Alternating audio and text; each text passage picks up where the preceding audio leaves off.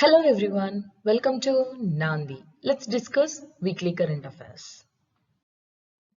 These are the topics we are going to discuss today.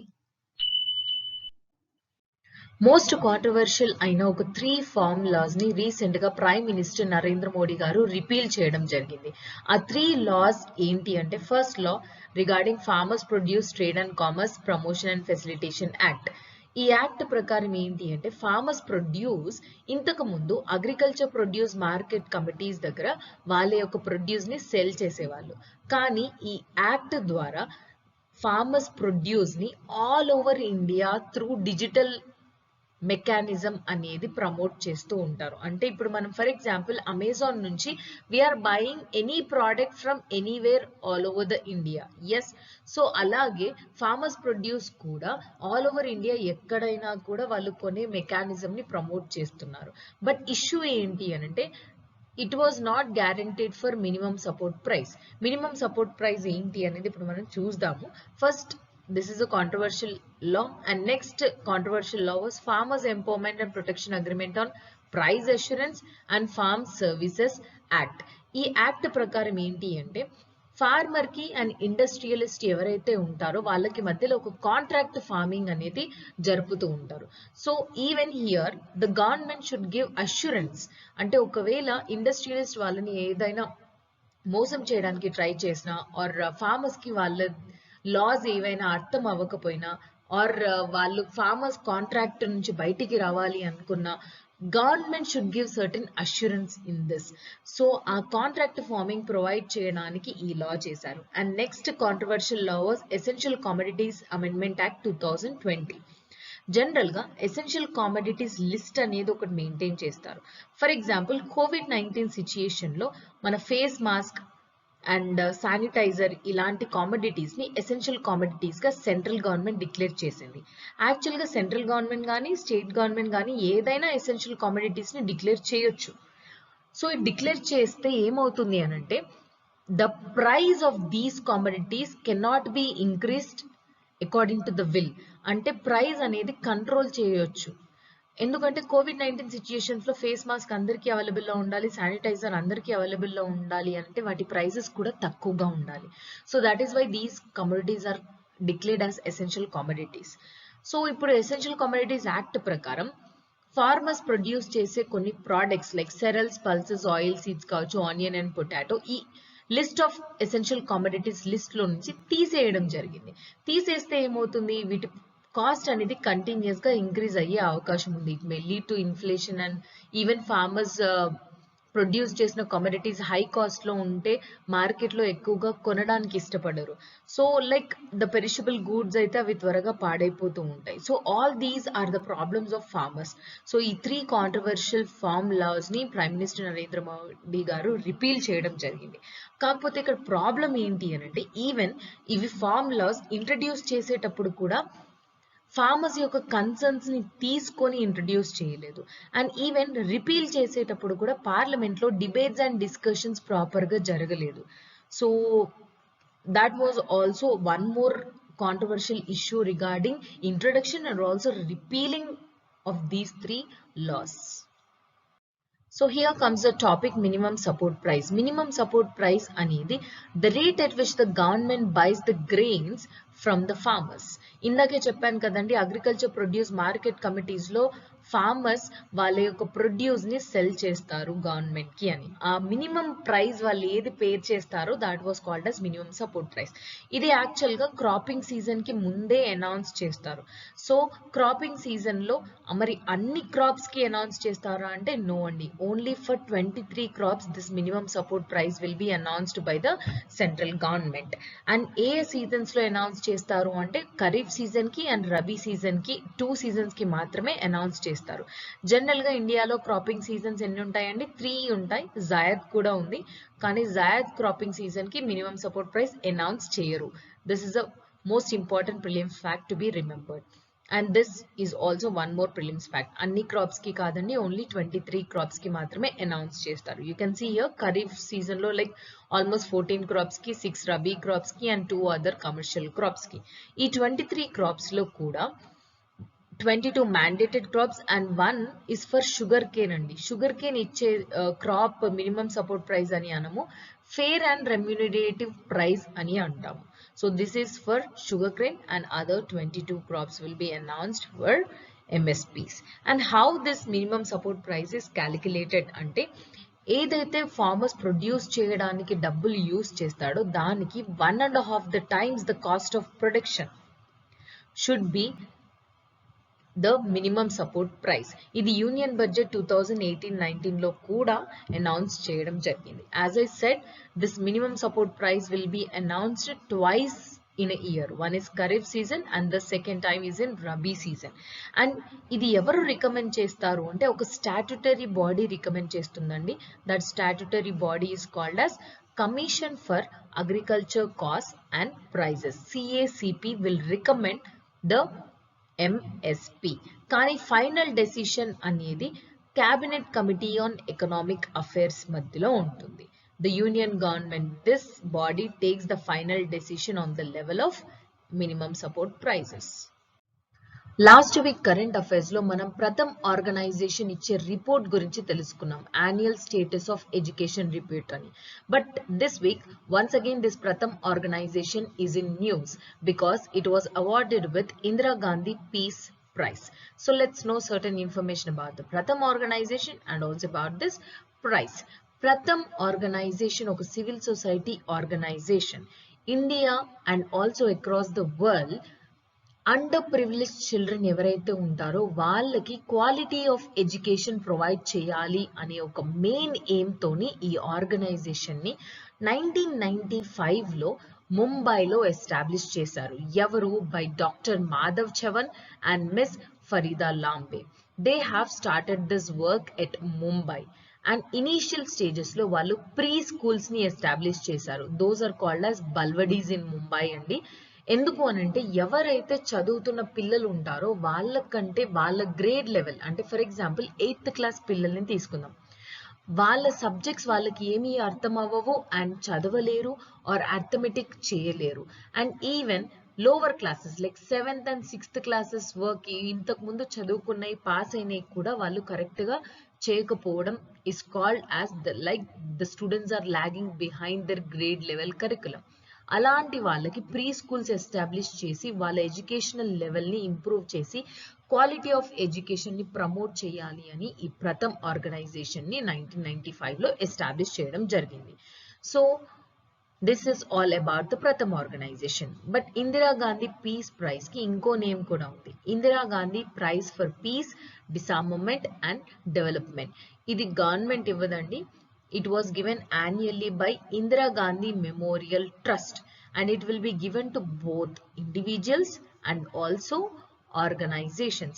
ఎవరైతే international piece ని promote చేయడానికి efforts చేస్తారో and even scientific discoveries for the larger good of humanity and enlarging the scope of freedom and many other things చేస్తారో వాళ్ళకి recognition ఇచ్చుకుంటూ ఈ Indira Gandhi peace praise ని announce చేస్తారు. అండ్ ఈ ప్రైజ్ లో ఈవెన్ క్యాష్ అవార్డ్ కూడా ఉంది, like 2.5 million Indian rupees and also a citation will also be given. So this time Pratham organization got Indira Gandhi Peace Prize. Next topic is regarding geographical information system. ఇది news లో ఎందుకు వచ్చింది అని అంటే, first you have to know about MGNREGA scheme, Mahatma Gandhi national rural employment guarantee scheme are act. మనం దీని గురించి ఇప్పుడు మళ్ళీ తెలుసుకుందాం because lot of times we have discussed about this scheme in నాంది కరెంట్ అఫైర్స్. సో ఈ స్కీమ్ ద్వారా రూరల్ ఇన్ఫ్రాస్ట్రక్చర్ డెవలప్ చేసుకుంటూ రూరల్ ఏరియాస్ లో ఉన్న వాళ్ళకి జాబ్స్ ప్రొవైడ్ చేస్తారు. So temporary like for 100 days guarantee of employment is given in Mahatma Gandhi national rural employment guarantee scheme. So ఇందులో rural infrastructure ఎంతవరకు డెవలప్ చేశారు అండ్ ఎలా డెవలప్ చేస్తున్నారు అని సోషల్ ఆడిట్ ద్వారా మనం తెలుసుకుంటాం. Like even if you are a part and parcel of a gram panchayat and even you can go and inquire gram panchayat lo MGNREGA scheme ప్రకారం ఎంతవరకు ఇన్ఫ్రాస్ట్రక్చర్ డెవలప్ అయ్యింది అని మీరు కూడా తెలుసుకోవచ్చు. That was called as social audit. So అది తెలుసుకోవాలి అంటే ఈజీ వేగా ఉండాలి కదా, that is through technology. It is called as geographical information system. ఎలా అంటే you can see here from this figure think this is a data source and ఈ data layers ప్రకారం స్ట్రీట్ కి సంబంధించిన డాటా ఆర్ బిల్డింగ్స్ కి సంబంధించిన data or vegetation or integrated అంటే అన్ని కలిపి కూడా మనం ఇన్ఫర్మేషన్ అనేది ఆన్లైన్ ప్లాట్ఫామ్ లోనే చూడొచ్చు. అంటే MGNREGA స్కీమ్ ద్వారా ఎక్కడెక్కడ స్ట్రీట్స్ ఇంప్రూవ్ అయ్యాయి, ఏ బిల్డింగ్స్ కట్టారు, వెజిటేషన్ ఎంత ఇంప్రూవ్ చేశారు, లేకపోతే ఓవరాల్ ఆ గ్రామ పంచాయతీలో ఎంతవరకు ఆ స్కీమ్ యూజ్ అయ్యింది అనే ఇన్ఫర్మేషన్ మనం ఇంట్లో కూర్చొని కూడా you can see that through geographical information system. That is the use of GIS. So under MGNREGA scheme we have 2.69 lakh gram panchayats. ఆ 2.69 lakh gram panchayats లో 2 lakh gram panchayats కి ఈ జియోగ్రఫికల్ ఇన్ఫర్మేషన్ సిస్టమ్ ప్లాన్ అనేది complete చేసింది ministry of rural development. This is in news. So ఈ MGNREGA scheme లో ఎంతవరకు development అనేది జరిగింది అని తెలుసుకోవడానికి రిమోట్ సెన్సింగ్ అండ్ ఈ GIS బేస్డ్ ఇన్ఫర్మేషన్ ద్వారా you can sit at home and also become a social audit member. And ఇవన్నీ చేయడానికి ఒక పోర్టల్ ని కూడా లాంచ్ చేశారండి, యుక్తధార పోర్టల్. ఈ పోర్టల్ ద్వారా you can know lot of information about the MGNREGA scheme. Let's know certain information about the scheme once again. Let's know certain information about the MGNREGA scheme. First important fact to be remembered, it is a demand driven scheme. Demand driven scheme ante people oka portal lo register cheskoni government ni demand chestaru employment kosam. So within 15 days of submitting the application, the people should get the employment. That is why it is called as demand driven scheme. ఎన్ని days వరకు guarantee ఇస్తుంది government అంటే 100 days of guaranteed unskilled or semi skilled work. మనం MGNREGA scheme లో rural infrastructure ని develop చేస్తారు, like houses ని కట్టడం కావచ్చు, public schools or public hospitals or village water tanks అలాంటి ఎక్సెట్రా అన్ని ఈ స్కీమ్ ద్వారానే కట్టడం జరుగుతుంది. So 100 days of guaranteed unskilled or semi-skilled work is guaranteed under MGNREGA scheme. As I already told that it is under any rural household can submit an application under this scheme. So అసలు main ఏం ఏంటి అంటే in order to increase the purchasing power of the rural people, వాళ్ళ దగ్గర డబ్బులు ఉండే capacity, వాళ్ళు కొనుక్కునే కెపాసిటీ పెంచితేనే కదా లోకల్లో ఎకానమీ అనేది ఇంక్రీజ్ అవుతుంది. So ultimately to increase the purchasing power and also to ensure right to work. Right to work అనేది లీగల్ రైట్ అండి. In order to address the chronic poverty and also rights based framework ఈ right to work అనే mechanism MGNREGA scheme ద్వారా implement చేస్తున్నాం. And you can see that most of the provisions under this scheme are wonderful. ఒకవేళ demand driven కదా, within 15 days ఒకవేళ వాళ్ళకి employment అనేది రాకపోతే వాళ్ళు జాబ్ లేకుండా కూడా they'll get unemployment allowance. అంటే you can see here within 15 days they have to get a work.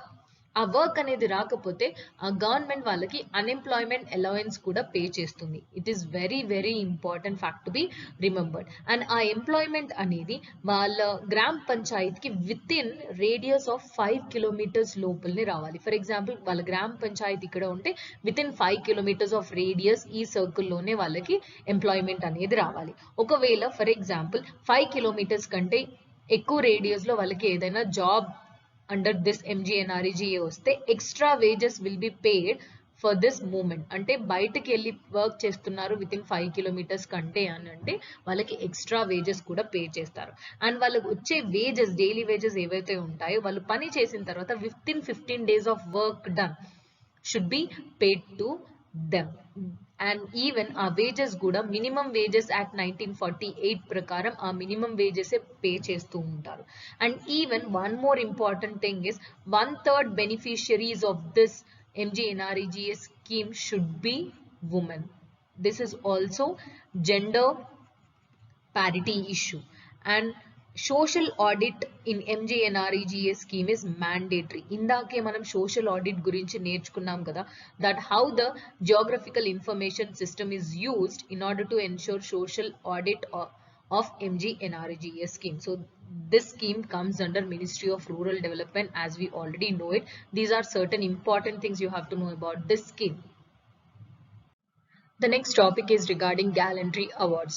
Recently Abhinandan Varthaman garu tanu oka military person అండి. వి ఆల్రెడీ నో దట్ తనని పాకిస్తాన్ వాళ్ళు క్యాప్చర్ చేసి like 3 days continuous గా torture చేసినా కూడా he did not reveal not even a single event about the Indian military system. So that's why again he was recalled back, and Pakistan submitted him to us. So he was Abhinandan Vartaman garu. So he was awarded with Veer Chakra. So ఈ gallantry awards అనేవి ఇయర్లో twice ఇస్తారు. ఒకటి republic day రోజు and one more on the occasion of independence day. ఇందులో కూడా gallantry అవార్డ్స్లో war time gallantry awards ఉంటాయి, పీస్ టైమ్ గ్యాలంటరీ అవార్డ్స్ కూడా ఉంటాయి. ఈ వార్ టైమ్ గ్యాలంటరీ అవార్డ్స్ ఏంటి? పరమ్వీర్ చక్ర, మహావీర్ చక్ర అండ్ వీర్ చక్ర. ఇవి Jan 26, 1950 నుంచే we started giving this awards. ఈ పీస్ టైమ్ గ్యాలంటరీ అవార్డ్స్ ఏంటి? అశోక్ చక్ర, కీర్తి చక్ర అండ్ శౌర్య చక్ర. యాక్చువల్గా ఇవి ఇనీషియల్గా అశోక్ చక్ర 1, అశోక్ చక్ర 2, అశోక్ చక్ర 3 అని చెప్పేసి నేమ్స్ ఉండేవండి 1952లో. But in 1967 these were renamed as Ashok Chakra, Kirti Chakra and Shaurya Chakra. So all this is information about the gallantry awards. The Global State of Democracy Report 2021 was recently released by International Institute for Democracy and Electoral Assistance. ఈ report ప్రకారం వరల్డ్లో కొన్ని countries are moving towards authoritarianism and certain other countries are moving from authoritarianism to democracy. కానీ 2020 became the worst in the record because 20 countries in the world are moving from democracy to authoritarianism. అంటే democracy principles నుంచి dictatorship or authoritarian government లాగా 20 countries వెళ్తున్నాయి. అండ్ authoritarian నుంచి డెమోక్రసీకి reach అయ్యే countries just 7 మాత్రమే ఉన్నాయి. So that is why 2020 was considered as the worst on the record of the global state of democracy report. And example వచ్చేసరికి బ్రెజిల్ అండ్ ఇండియా అండి. Even India is moving towards authoritarianism అని ఈ Global State of Democracy report ichindi. Even United States and 3 members of the European Union, Hungary, Poland and Slovenia are also concerning about democratic declines. So that is, these people are moving from democratic countries to authoritarianism concept. This will be helpful in writing answers. The next important topic is regarding AUKUS. AUKUS ante Australia, United Kingdom and United States. ఈ 3 countries కలిసి Indo-Pacific region లో trilateral security partnership establish చేశారు. That is called as AUKUS. And why it was established in Indo-Pacific region only? Because first thing, ఒకప్పుడు Atlantic Ocean అనేది చాలా important ఉండేది trade purpose. But now this importance of Atlantic Ocean declined and it shifted to Indo-Pacific region. So that is why you can see మీకు news లో కూడా completely Indo-Pacific region గురించి ఎక్కువ importance create చేస్తున్నారు. And one more thing is China and US కి మధ్యలో continuous గా rivalry అనేది ఇంక్రీజ్ అవుతూనే ఉంది డే బై డే. సో చైనాని ఓవర్కమ్ చేయాలి, Indo-Pacific region లో ఒక స్టెబిలిటీ అనేది ప్రమోట్ చేయాలి అంటే definitely Australia have to be empowered to tackle China's power. So that is why United States and United Kingdom is sharing its nuclear submarine technology with Australia, so that Australia will develop its own nuclear submarine technology. But enduku nuclear power submarines anante China is dominating the world with nuclear powered submarines. Conventional powered fleets కంటే nuclear powered submarines చాలా ఫాస్ట్గా move అవుతాయి and అంత ఈజీగా మనం వాటిని detect చేయలేము because they can stay submerged in water for months. Conventional powered fleets అనుకోండి, సర్ఫేస్ పైన ఊరికే ప్రతి ఒక్కసారి or at least once in a day they have to come to the surface and then again they will go into deep. So ఈ పైకి వచ్చినప్పుడు definitely the army fleets will detect through radars. So nuclear powered submarines లో అలాంటి problem అనేది చాలా తక్కువగా ఉంటుంది because they can submerged for months without coming to the surface. So this is the importance of nuclear power submarines. US koste last 50 years నుంచి ఇప్పటి వరకు ఏ ఒక్క కంట్రీతో కూడా US ఈ న్యూక్లియర్ సబ్మరైన్ టెక్నాలజీని షేర్ చేయలేదు. లాస్ట్ 50 years నుంచి ఇదే ఫస్ట్ టైం ఆస్ట్రేలియాతోని షేర్ చేయడం జరుగుతుంది. అండ్ అంతకు ముందు కూడా ఓన్లీ 1 కంట్రీతో మాత్రమే అది ఈ టెక్నాలజీని షేర్ చేసింది. That was only with the United Kingdom. So this is all about AUKUS and submarine technology. And ఇప్పటి వరకు వరల్డ్ లో ఎన్ని నేషన్స్ ఈ nuclear submarine technologies or nuclear submarines ఉన్నాయి? They are operated with nuclear powered submarines. If Australia develops its own nuclear power submarines, it will become the 7th nation. అంటే ఇప్పటి వరకు 6 nations ఉన్నాయి, +1 ఆస్ట్రేలియా డెవలప్ చేస్తే ఇప్పుడు 7 nations అవుతాయి. ఎవరెవరు? United states, United Kingdom, China, Russia, France, and also India. India is also part of it. Hope you remember this. After a gap of 4 years, India US కి మధ్యలో trade policy form అనేది recent గా conduct చేయడం జరిగింది. And రెండు countries కి మధ్యలో ఉన్న ఎకనామిక్ టైస్ ని నెక్స్ట్ హై లెవెల్ కి తీసుకెళ్లాలి. అండ్ పొటెన్షియల్ టార్గెటెడ్ టారిఫ్స్ ఏవైతే ఉన్నాయో అవన్నీ రెడ్యూస్ చేసుకోవాలి. And even activate working groups ఏవైతే ఇండియా యుఎస్ కి మధ్యలో ఉన్నాయో ట్రేడ్ పాలసీ ఫారం ని కండక్ట్ చేసి agriculture, non agriculture goods, services, investment and intellectual property అనే డిఫరెంట్ క్రైటీరియాస్ తోని ఫారమ్స్ ని కంటిన్యూస్ గా కండక్ట్ చేయాలి అని డిసైడ్ చేశారు. These are certain common things India US relations మధ్యలో ఉన్న trade related things. But 2 important things మనకి ఎగ్జామ్స్ పాయింట్ ఆఫ్ వ్యూలో ఏవైతే ఇంపార్టెంట్ అంటే, first thing is generalise system of preference. ఇది ఒక లిస్ట్ అండి. ఈ లిస్ట్ నుంచి ఇండియాని తీసేయడం జరిగింది. యుఎస్ఏ ఇండియాని ఈ లిస్ట్ నుంచి తీసేసింది. సో ఇండియా ఈ లిస్ట్ లో మాకు కూడా ఒక ప్లేస్ కావాలి అని చెప్పేసి India is asking for it. So next thing is even both countries try to negotiate on social security totalization agreement. ఈ రెండు టర్మ్స్ ఏంటి అని ఇప్పుడు మనం తెలుసుకుందాం. The first term we are going to discuss is regarding generalized system of preference or GSP. ఈ generalized system of preference అనేది ఒక లిస్ట్ ఆఫ్ కంట్రీస్. ఎవరు మెయింటైన్ చేస్తారు? ఇండస్ట్రియలైజ్డ్ కంట్రీస్ ఈ జిఎస్పి లిస్ట్ ని మెయింటైన్ చేస్తుంది. అంటే ఫర్ ఎగ్జాంపుల్ ఇందులో India, China or any Bangladesh or any Saudi Arabia, Israel అని ఇలాంటి ఏవైనా డెవలపింగ్ కంట్రీస్ నేమ్స్ ఉన్నాయి అనుకోండి, ఆ ఇండస్ట్రియలైజ్డ్ కంట్రీస్ లోకి ఈ లిస్ట్ మెయింటైన్ చేసిన కంట్రీస్ యొక్క గూడ్స్ అనేవి వాళ్ళ కంట్రీలోకి ఎంటర్ అయినప్పుడు ఆ గూడ్స్ కి తక్కువ టాక్సేషన్ ఆర్ మినిమం టాక్సేషన్ అనేది ఇస్తారు. ఒకవేళ ఈ లిస్ట్ లో ఇండియా నేమ్ అనేది లేకపోతే ఇండియన్ గూడ్స్ ఏవైనా ఒక ఇండస్ట్రియలైజ్డ్ కంట్రీలోకి ఎంటర్ అవుతుంటే హై టాక్సేషన్స్ అనేవి ఇంపోజ్ చేస్తారు. So that is what GSP. And GSP is non reciprocal and non discriminatory. Non reciprocal అంటే ఏంటి? మరి డెవలపింగ్ కంట్రీస్ కి డెవలప్డ్ కంట్రీస్ లోపలికి ఎంటర్ అవుతున్నప్పుడు ట్యాక్సెస్ తక్కువ చేస్తున్నారు కదా, మరి డెవలప్డ్ కంట్రీస్ కూడా డెవలపింగ్ కంట్రీస్ లోపలికి గూడ్స్ పంపించేటప్పుడు వాళ్ళకు కూడా ట్యాక్సెస్ తక్కువ చేయాలి అనే ప్రాసెస్ ఏమీ లేదు. అలా చేస్తే దాన్ని రెసిప్రోకల్, అంటే నేను నీకు మంచి చేస్తాను, నువ్వు నాకు మంచి చేయడం అనేది రెసిప్రోకల్ సిస్టమ్. కానీ ఈ జిఎస్పి అనేది నాన్ రెసిప్రోకల్, నాన్ డిస్క్రిమినేటరీ. ఇప్పుడు యుఎస్ అండ్ ఇండియాకి మధ్యలో ఏంటి ఇష్యూ అంటే, ఇప్పుడు యునైటెడ్ స్టేట్స్ ఏంటి? ఒక ఇండస్ట్రియలైజ్డ్ నేషన్. ఎస్. సో ఈ యుఎస్ఏ యొక్క జిఎస్పి లిస్ట్ లో ఇండియా అనేది ఉండేది ఒకప్పుడు, కానీ రీసెంట్ గా ఇండియాని ఈ జిఎస్పి లిస్ట్ లో తీసేసింది. సో ఇప్పుడు ఇండియన్ గూడ్స్ ఏవైనా యుఎస్ఏ లోకి ఎంటర్ అయ్యేటప్పుడు హై టాక్సేషన్ అవుతుంది. సో దట్ ఇండియన్ గూడ్స్ అనేవి యుఎస్ఏ లో కొనడం చాలా తక్కువ because of high rate. Yes. So ఇప్పుడు ఇండియా ఏమడుగుతుంది? మమ్మల్ని కూడా జిఎస్పి లిస్ట్ లో ఇంతకు ముందు పెట్టినట్టు ఇప్పుడు కూడా పెట్టేయండి అని చెప్పేసి there were negotiations going on. So ultimately this GSP is granting developing countries preferential tariff rates in the markets of industrialized countries. This is the definition of GSP. Second important term to be learned between India and US relationships is Social Security Totalization Agreement. ఈ agreement sign చేయడానికి India 2007 నుంచి try చేస్తుంది, but till now it was not yet sign. First and foremost అసలు social security అంటే ఏంటి? మనం ఏదైనా ఒక జాబ్ చేస్తుంటే ఆ జాబ్ ద్వారా మనకి రిటైర్మెంట్ బెనిఫిట్స్ రావడం, లేకపోతే మనకి ఏదైనా accident insurance, life insurance or unemployment insurance, ఇలాంటి బెనిఫిట్స్ ఏవైతే ఉన్నాయో అవన్నీ రావడాన్ని సోషల్ సెక్యూరిటీ అని అంటారు. So social security totalization agreement అంటే మనం యుఎస్ లో వర్క్ చేస్తున్నా, ఇండియాలో వర్క్ చేస్తున్నా సోషల్ సెక్యూరిటీ బెనిఫిట్స్ అనేవి ఈక్వల్ గా ప్రొవైడ్ చేయడమే ఈ సోషల్ సెక్యూరిటీ టోటలైజేషన్ అగ్రిమెంట్ అన్నమాట. So it will help the workers who are working in India and also US.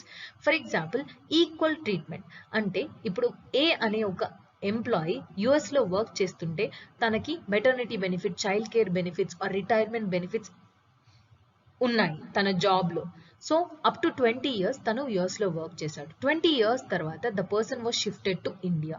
So next 5 years తను ఇండియాలో వర్క్ చేయాలనుకుంటున్నాడు. సో ఇక్కడ తనకి US లో వర్క్ చేస్తున్నప్పుడు ఎలాంటి సోషల్ సెక్యూరిటీ బెనిఫిట్స్ అనేవి అవైలబుల్లో ఉన్నాయో ఈవెన్ తను ఇండియాకి షిఫ్ట్ అయిన తర్వాత కూడా అవే బెనిఫిట్స్ ఇక్కడ రిసీవ్ చేస్తాడు if India and US signs this social security totalization agreement. That is what called as equal treatment. And next thing is portability.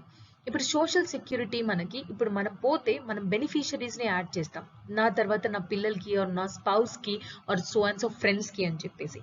For example యుఎస్ఏలో ఉన్న ఒక person can shift this social security to the person who is residing in India. అంటే వీళ్ళకి కూడా చేయొచ్చు. ఇండియాలో ఉన్న ఒక పర్సన్ సోషల్ సెక్యూరిటీ బెనిఫిషరీగా యుఎస్ పర్సన్ ని కూడా పెట్టుకోవచ్చు. That is what portability. And even ఈ సోషల్ సెక్యూరిటీలో వచ్చే మన ఇన్కమ్ టాక్సేషన్స్ కూడా ఉంటాయండి. కానీ డ్యూయల్ కంట్రీస్ లో అంటే ఇక్కడ ట్యాక్స్ 2 times అనేది టాక్సేషన్ చేయరు. ఒకవేళ ఇండియా సోషల్ సెక్యూరిటీ స్కీమ్ దగ్గర ట్యాక్స్ చేస్తే యుఎస్ అవాయిడ్ చేస్తుంది, అండ్ ఒకవేళ యుఎస్ ట్యాక్స్ చేస్తే ఇండియా అవాయిడ్ చేస్తుంది. So eliminate dual social security taxation. If India ఉన్న యుఎస్ ఈ సోషల్ సెక్యూరిటీ టోటలైజేషన్ అగ్రిమెంట్ అనేది సైన్ చేస్తే ఈ వర్కర్స్ ఎవరైతే ఈ సోషల్ సెక్యూరిటీస్ ప్రొవైడ్ చేస్తున్నారో వాళ్ళందరికీ ఇవన్నీ బెనిఫిట్స్ గా మారుతాయి. So this is one more agreement between India and US. The next important topic is regarding Bharat Gaurav scheme. ఇప్పటి వరకు మనం ఇండియన్ రైల్వేస్ లో చూస్తే passenger trains and goods trains అని 2 segments ద్వారా ఉండేది. బట్ ఈ భారత్ గౌరవ్ స్కీమ్ ద్వారా ఒక 3rd segment కూడా ఇండియన్ రైల్వేస్ యాడ్ చేసింది. That is called as tourism sector. So ఈ టూరిజం ని ప్రమోట్ చేయడానికి స్పెషల్ ట్రైన్స్ ని డెడికేట్ చేస్తారు under Bharat Gaurav scheme. And ఈ టూరిజం సెక్టర్స్ ఎలా డిసైడ్ చేస్తారు? Theme based tourist circuits. Like ఇప్పుడు గురు కృప అనేది ఒక ట్రైన్ అండి రిలేటెడ్ టు గురునానక్ కి సంబంధించిన అన్ని ప్లేసెస్ ని విజిట్ చేయడానికి ఆ గురు కృప అనే ట్రైన్ ట్రావెల్ చేస్తూ ఉంటుంది. అండ్ రామాయణ్ థీమ్డ్ ట్రైన్ అనేది లార్డ్ రామాకి సంబంధించిన ప్లేసెస్ అయోధ్య కావచ్చు అండ్ డిఫరెంట్ ప్లేసెస్ ఎక్కడెక్కడ ఉన్నాయో ఆ అన్ని ప్లేసెస్ కి ఆ ట్రైన్ ట్రావెల్ అవుతుంది. So theme based tourist circuits గా ఆ ట్రైన్స్ ని డెడికేట్ చేస్తారు పర్టిక్యులర్ రూట్ లో. అండ్ ఈ ట్రైన్స్ ని ప్రైవేట్ ప్లేయర్స్ కూడా రిక్రూట్ చేసుకొని they can decide their own fair and ఎక్కడెక్కడ స్టాప్స్ ఉంటాయి ఏంటి అని మొత్తం అన్ని వాళ్ళ ఓన్ గా వాళ్ళ డెసిషన్స్ తీసుకోవచ్చు private players. Even IRCTC Indian railways catering and tourism corporation వాళ్ళు కూడా ఈ డెడికేటెడ్ ట్రైన్స్ ని టూరిజం ప్రమోట్ చేయడానికి కూడా లాంచ్ చేయొచ్చు. So Bharat Gaurav scheme is related to Indian railways which added the 3rd segment called tourist segment. India's first virtual science lab was launched for children under Council of Scientific Industrial Research యొక్క జిజ్ఞాసా program. This is very important అండి. జిజ్ఞాసా program అనేది student కి scientist కి మధ్యలో ఒక connection అనేది ఇంప్రూవ్ చేసి స్టూడెంట్స్ కి సైంటిస్ట్ అనేది ఒక ప్రొఫెషన్ లాగా ఒక ఎంతూజియాజం క్రియేట్ చేయాలి అని చెప్పేసి ఈ జిజ్ఞాసా అనే ప్రోగ్రామ్ ని లాంచ్ చేశారు. And it works. మన ప్రైమ్ మినిస్టర్ నరేంద్ర మోడీ గారు సైంటిఫిక్ సోషల్ రెస్పాన్సిబిలిటీ అని ఒక వర్డ్ యూజ్ చేశారు. జనరల్ గా మనకి కార్పొరేట్ సోషల్ రెస్పాన్సిబిలిటీ గురించి తెలుసు. ఏవైతే కార్పొరేట్ ఫీల్డ్స్ ఉంటాయో వాళ్ళు ఎంత ప్రాఫిట్ చేస్తారో లాస్ట్ 3 years లో 2% they have to use under corporate social responsibility. అంటే 2% of their profits from last 3 years వాళ్ళు సొసైటీకి హెల్ప్ చేయడానికి యూజ్ చేయాలి. అలాగే సైంటిఫిక్ కమ్యూనిటీ అండ్ ఇన్స్టిట్యూషన్స్ ఎవరైతే ఉంటారో వాళ్ళు సైంటిఫిక్ సోషల్ రెస్పాన్సిబిలిటీని కూడా ఒక యూనిక్ థింగ్ గా తీసుకొని సొసైటీకి ఎలా హెల్ప్ చేయాలి అనే ఒక మోటివ్ తోని ముందుకు సాగాలి అని చెప్పేసి ప్రైమ్ మినిస్టర్ నరేంద్ర మోడీ గారు విజన్ చేశారు. So based on that council of scientific and industrial research in collaboration with Kendriya Vidyalaya Sangathan implemented this జిజ్ఞాసా program. ఎప్పుడు లాంచ్ చేశారు దీన్ని? 2017 లో. ఎందుకు అప్పుడే లాంచ్ చేశారు అంటే it was a platinum jubilee celebration year of CSIR. అంటే అది లాంచ్ చేసి 75 years ఆల్రెడీ అయ్యింది. సో 75 years లాంచ్ చేసిన తర్వాత in order to commemorate the 75th year of CSIR జిజ్ఞాసా ప్రోగ్రామ్ ని లాంచ్ చేశారు. So it's very important. It connects the student and scientist. Exercise Dosti. India, Maldives and Sri Lanka ఈ 3 countries కలిసి ఈ exercise ని launch చేశాయి. That was called as Dosti. Actual గా ఇప్పుడు జరగబోయే 2021 ఎడిషన్ అనేది 15th edition. It is a biennial trilateral coast guard exercise. Biennial అంటే 2 years కి ఒకసారి జరగబోతుంది ఈ ఎక్సర్సైజ్. Trilateral as 3 countries are involved. Coast guard exercise, coastal guards ఎవరైతే ఉంటారో వాళ్ళకి సంబంధించిన ఎక్సర్సైజ్ ఇది, exercise Dosti. So Indian coast guard vessels లో Indian coast guard ship Vajra and Indian coast guard ship Apoorva ఇవి రెండు ఈ ఎక్సర్సైజ్ లో పార్టిసిపేట్ చేశాయి.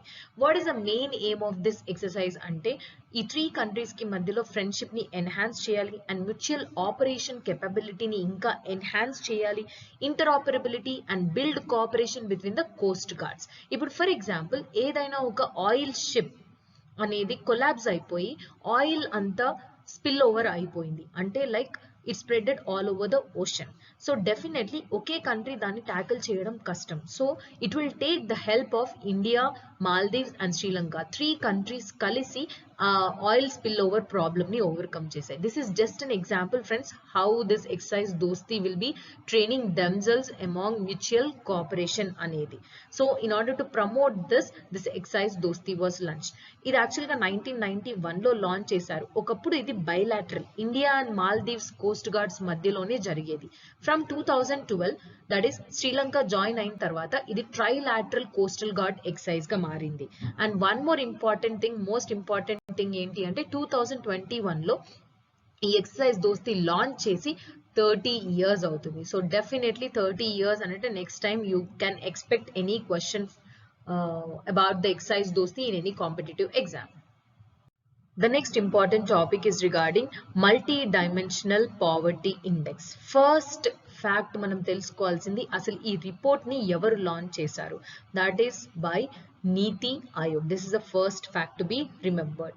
And all over the India population wise లో ఎంతమంది మల్టీ డైమెన్షనల్ పావర్టీలో ఉన్నారు అని ఈ నీతి ఆయోగ్ క్యాల్కులేట్ చేసింది. And Bihar is the poorest state in all over India with more than 50% of the population are under poverty.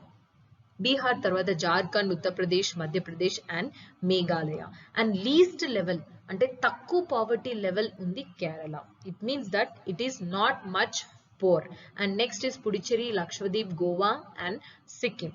And NITI Aayog ఈ multi dimensional poverty index use చేయడానికి ఒక రొబస్ట్ మెథడాలజీని యూజ్ చేస్తుంది.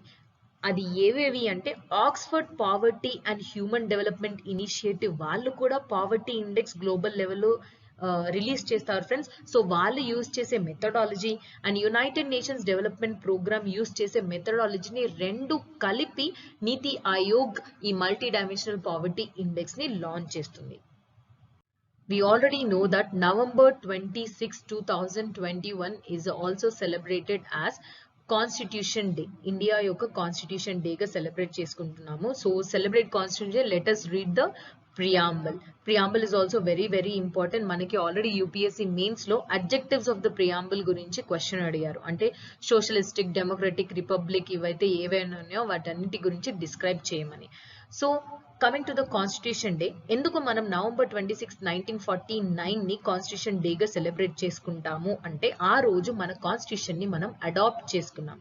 కానీ మన కాన్స్టిట్యూషన్ ఇంప్లిమెంటేషన్ ఎప్పటి నుంచి అయింది? It came in to effect on January 26, 1950. మనం రిపబ్లిక్ డే గా ఈ డే ని సెలబ్రేట్ చేసుకుంటాం. సో ఈ 26th November 1949 ని సంవిధాన్ దివాస్ అని కూడా అంటాం. That is what the constitution day. మరి మనం ఇండిపెండెన్స్ వచ్చినప్పటి నుంచి దీన్ని ఇలాగే సెలబ్రేట్ చేసుకుంటున్నాం అంటే నో. 2015 నుంచి we are celebrating this constitution day.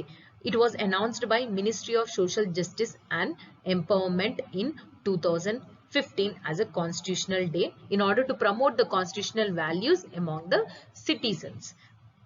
And November 26th అనేది ఇంతకు ముందు మనం నేషనల్ లా డే గా సెలబ్రేట్ చేసుకునే వాళ్ళం. ఎందుకంటే as the drafting committee head గా B R Ambedkar first law minister కాబట్టి November 26th ని మనం నేషనల్ లా డే గా సెలబ్రేట్ చేసుకునే వాళ్ళం. అండ్ 2015 లోనే మనం ఎందుకు కాన్స్టిట్యూషన్ డే గా మార్చాము అంటే 2015 లో November 26th or it was marked as the 125th birth anniversary of B.R. Ambedkar. So andukani November 26th ni we have transformed into Constitution Day. November 26th Ambedkar birth anniversary కాదండి, 2015 లో BR Ambedkar గారి 125th birth anniversary. అందుకని చెప్పేసి November 26th ని constitution డేగా celebrate చేస్తున్నాం. Some miscellaneous topics which came in news, let's look into it. Pradhan Mantri Garib Kalyan Anna Yojana. ఇది మనం నాంది కరెంట్ అఫైర్స్ లో చాలా సార్లు డిస్కస్ చేసాం friends. Even on June 8th current affairs, June 9th current affairs లో కూడా discuss చేశాను. And why it is in news అంటే యాక్చువల్ గా COVID-19 సిచ్యుయేషన్ లో పూర్ పీపుల్ కి అండ్ మైగ్రెంట్స్ ఎవరైతే ఉంటారో వాళ్ళకి ఫ్రీ ఫుడ్ గ్రెయిన్స్ అనేవి సప్లై చేయాలి అని ఈ స్కీమ్ ని COVID-19 టైం పీరియడ్ లో లాంచ్ చేశారు. కానీ ఫస్ట్ టైం లాక్డౌన్ ఓపెన్ చేయగానే ఈ స్కీమ్ ని ఎండ్ చేసేసారు. మళ్ళీ సెకండ్ టైం లాక్డౌన్ రాగానే again the scheme was renewed. So ఇప్పుడు మళ్ళీ ఇది నవంబర్ వరకు ఈ స్కీమ్ ని లాంచ్ చేశారు. బట్ నవంబర్ లో ఈ స్కీమ్ ఎండ్ అయిపోతుంది కాబట్టి it was extended for another 4 months up to March 2022. So this is all about Pradhan Mantri Garib Kalyan Yojana. And next miscellaneous topic ఏంటి అంటే Supreme Court asked certain important thing for central government. ఏంటి అంటే ఒక candidate ని మనము లైఫ్ టైం డిస్క్వాలిఫై చేయలేమా elections లో participate చేయకుండా అని చెప్పేసి సుప్రీం కోర్ట్ సెంట్రల్ గవర్నమెంట్ ని క్వశ్చన్ అడిగింది. Then central government told that no you can't disqualify a person for a life time. ఎందుకు అనంటే రిప్రజెంటేషన్ ఆఫ్ పీపుల్ యాక్ట్ 1951 ప్రకారం ఎవరైనా ఒక క్యాండిడేట్ 2 years కంటే ఎక్కువ ఒక క్రైమ్ చేసి తను ఇంప్రిజన్ అంటే జైల్లో శిక్ష అనుభవిస్తే కంటిన్యూస్ గా 2 years, then that person will be debarred to contest in elections for 6 years. అంటే 6 years వరకు ఆ పర్సన్ ఎలక్షన్స్ లో కంటెస్ట్ చేసే అవకాశం ఉండదు. So supreme court is asking that criminalization of politics అనేది ఎక్కువ అవుతుంది, క్రైమ్ రేట్ అనేది పెరుగుతుంది, పాలిటిక్స్ వాళ్ళ దాంట్లో ఎక్కువ మంది ఈ కేసెస్ లో ఉంటున్నారు.